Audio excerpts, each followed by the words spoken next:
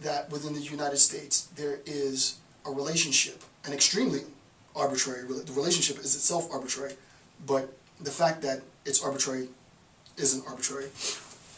A relationship between tax, what do you call it? Property tax, right?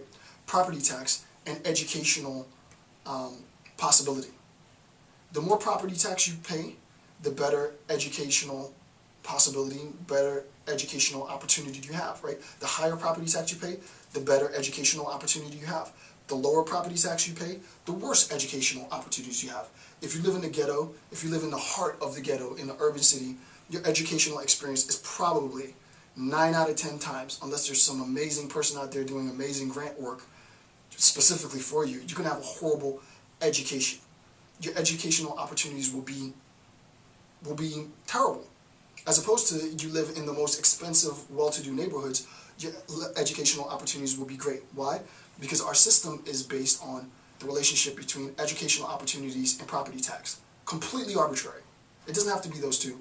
But why has the system constructed that? Because we systematized our oppression. This is basically all Kozel, right? Jonathan Kozel says this as well. We've systematized our oppression because as soon as we talk about sharing property taxes or pooling property taxes so that everyone gets an equal education, everyone cries socialism, right? Oh, it's socialism, it's socialism, it's socialism, right? There is an intent behind the systematization of this oppression. What must the intent be? Well, we don't want them to be able to get the same educational opportunities that we have because we're paying more money for our property tax. Insofar as we're paying more money for our property tax, every student should have brand new iPads in the classroom. And if they don't have, if they don't have proper resources, that's their problem. So much so now that this is not custom. It's not a matter of social custom. It would be one thing if it were only custom-based, right? If it was just sort of societal-based or sort of class difference. But this is reinforced by legislation. It is illegal. You can be incarcerated for taking your child to a school outside of district. So if you live in the ghetto and you drive your son to an affluent school and register him in an affluent school using an address for a family member who lives there, that is a crime. You can go to jail for that. So that the legal system has reinforced this oppressive system, right? The system is structured to keep those who don't have money away from educational opportunities, and those who do have money, they are afforded educational opportunities. And we know the difference, right? We know what happens when you have education and what happens when you don't have education. It's not arbitrary that the system evolved. What we have to recognize is the structure of oppression comes as a direct consequence of the intent to oppress. No one's going to say, oh no, we really did this for the intent to oppress, but everyone knows because everyone's been crying foul for years and nothing has changed, right? Why hasn't it changed? Because the legislators take their notes from all too often constituents, and those constituents are die-hard racists. Let's just call it what it is.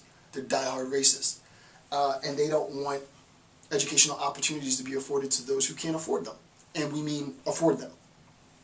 Which is precisely why I'm giving my lectures away for free. So I found another way to circumvent the system. Unfortunately, you won't be acknowledged for this information, but, I will not conform. Okay, so the system of repression was intentionally designed.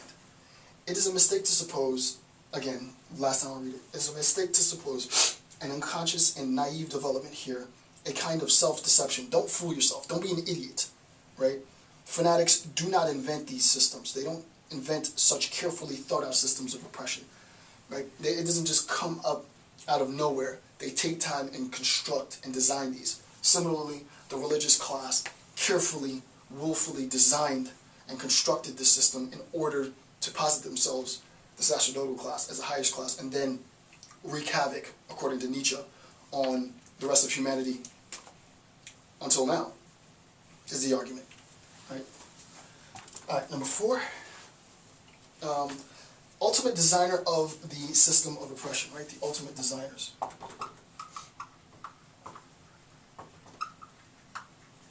Ultimate designers of the system of oppression. I want to read this quote from note 142 in the text. So note 142, quote, "We may therefore hold the," and follow along, I'm on page 28.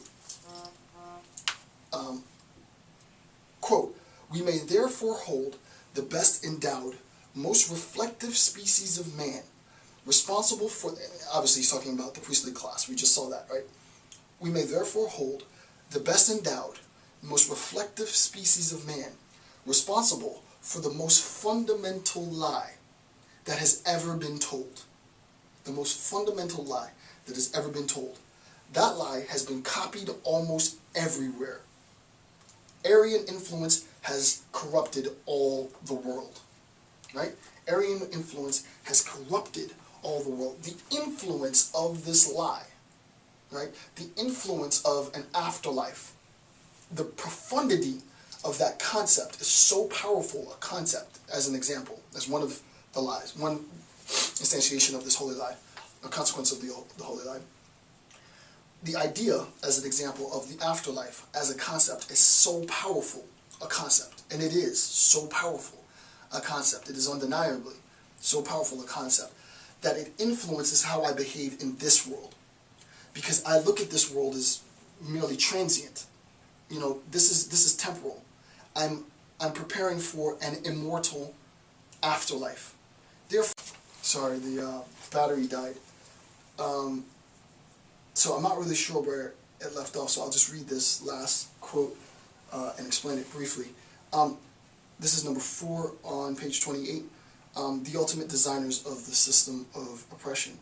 He says, we may therefore hold the best endowed, most reflective species of man. Obviously here he's talking about the sacerdotal class, the priests, of man, responsible for the most fundamental lie that has ever been told. That lie has been copied almost everywhere. Aryan influence has corrupted all the world. Right? So the efficacy, the influence, the impact of the holy lie has contaminated and polluted the entire population, the entire globe. Right? So that the holy lie has polluted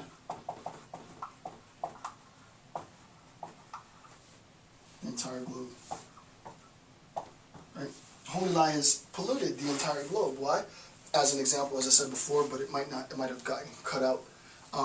As an example, using or positing the afterlife as, Nietzsche would say, as a lie to control the population, ends up imposing in this world a rejection of all things biological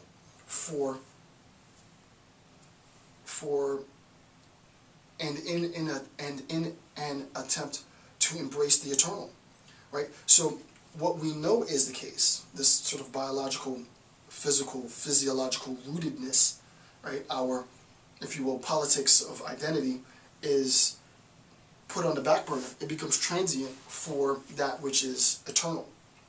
And obviously there's tons of negative repercussions, as we are all too aware of, right, by adopting this particular worldview.